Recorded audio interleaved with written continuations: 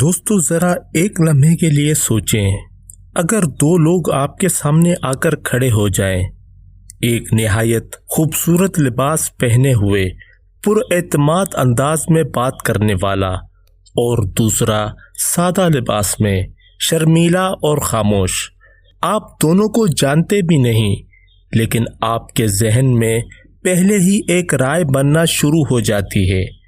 آپ کو لگتا ہے کہ پہلا شخص زیادہ ذہین، زیادہ لائق اور زیادہ قابل اعتماد ہوگا۔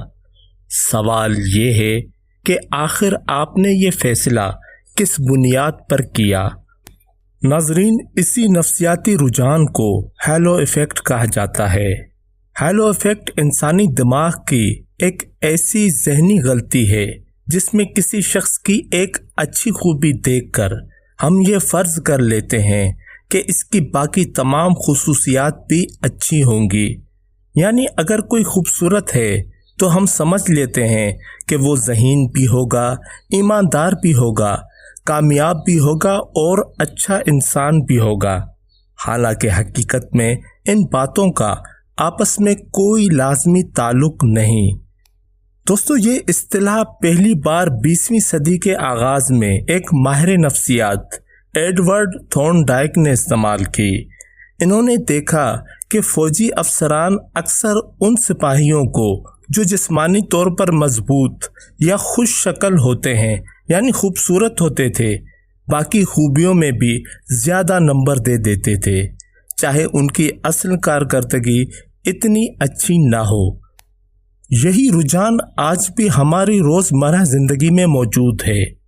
فرض کریں آپ کسی نوکری کے انٹرویو میں جاتے ہیں، دو امیدوار تقریباً ایک جیسی قابلیت رکھتے ہیں، لیکن ایک کا لباس زیادہ نفیس ہے، گفتگو پر اعتماد ہے اور چہرہ زیادہ متاثر کن ہے۔ اکثر اوقات انٹرویو لینے والا غیر شعوری طور پر اسی امیدوار کو زیادہ قابل سمجھنے لگتا ہے۔ اسی لیے بڑی کمپنیاں اپنی برانڈ امیج، خوبصورت ڈیزائن اور پرکشش اشتہارات پر کروڑوں روپے خرچ کرتی ہیں۔ جب ایک چیز دیکھنے میں اچھی لگتی ہے تو ہمارا دماغ یہ بھی مان لیتا ہے کہ اس کا معیار بھی بہترین ہوگا۔ سوشل میڈیا نے ہیلو ایفیکٹ کو پہلے سے کہیں زیادہ طاقتور بنا دیا ہے۔ آج لاکھوں لوگ صرف خوبصورت تصاویر، مہنگی گاڑیوں یا پرتعیش زندگی دیکھ کر کسی انفلوئنسر کو کامیاب، ذہین اور قابل تقلید سمجھ لیتے ہیں، حالانکہ کیمرے کے پیچھے کی حقیقت بالکل مختلف بھی ہو سکتی ہے۔ یہی وجہ ہے کہ بعض لوگ صرف اپنی ظاہری شخصیت کے زور پر دوسروں کا اعتماد حاصل کر لیتے ہیں، جبکہ اصل کردار بعد میں سامنے آتا ہے۔ لیکن ہیلو ایفیکٹ صرف دوسروں کے بارے میں نہیں، ہمارے اپنے فیصلوں کو بھی متاثر کرتا ہے۔ اگر ہمیں کسی استاد کی ایک بات پسند آ جائے تو ہم اس کی ہر بات کو درست سمجھنے لگتے ہیں۔ اگر کسی مشہور شخصیت کا ایک کام اچھا لگ جائے تو ہم اس کی ہر رائے سے اتفاق کرنے لگتے ہیں، چاہے پھر وہ غلط ہی کیوں نہ ہو۔ سوال یہ ہے کہ اس ذہنی دھوکے سے کیسے بچا جائے؟ سب سے پہلے کسی بھی انسان کے بارے میں پہلی نظر میں فیصلہ نہ کریں۔ خود سے پوچھیں، کیا میرے پاس واقعی ثبوت ہیں یا میں صرف اس کے لباس، چہرے یا انداز گفتگو سے متاثر ہوا ہوں؟ دوسری بات، کسی شخص کی ایک خوبی کو اس کی مکمل شخصیت نہ سمجھیں۔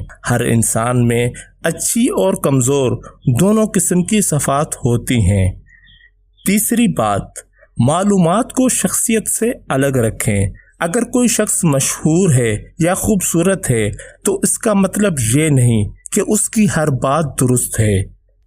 دوستو، نفسیات ہمیں یہ سکھاتی ہے کہ ہمارا دماغ ہر وقت شارٹ کٹ استعمال کرتا ہے تاکہ جلدی فیصلے کر سکے، لیکن یہی شارٹ کٹ اکثر ہمیں غلط راستے پر لے جاتے ہیں۔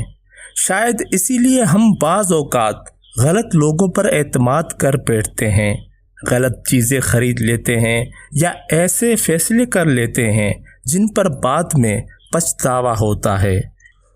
ناظرین، آخر میں ایک سوال آپ کے لیے، اگر آج کوئی اجنبی آپ کے سامنے آئے تو کیا آپ اس کے کردار کا فیصلہ اس کے اعمال سے کریں گے یا صرف اس کے چہرے سے؟ یاد رکھیے، ہر چمکتی ہوئی چیز سونا نہیں ہوتی اور ہر سادہ نظر آنے والا انسان عام نہیں ہوتا۔ اصل ذہانت یہ نہیں کہ آپ جلدی فیصلہ کریں، بلکہ یہ ہے کہ آپ صحیح اور درست فیصلہ کریں۔